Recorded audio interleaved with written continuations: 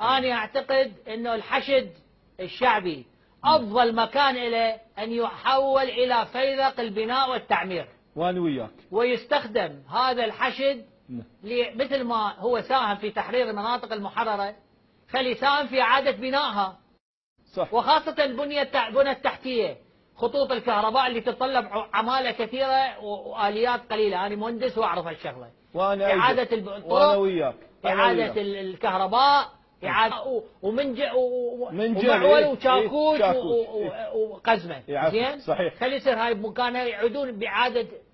أي خلي يشيلون الأنقاض، خلي ينظفون المناطق، خلي يساعدون في إعادة مثل بناء المناطق المحررة.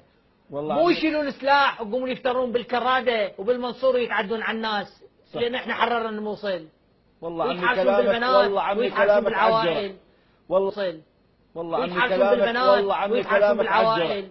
والله عمي كلامك عجرة. الله يبارك بك. اشكرك استاذ اتفاض المهندس اتفاض قنبر، قدم لكم اياه الشكل على البلاطه مثل ما يقولون.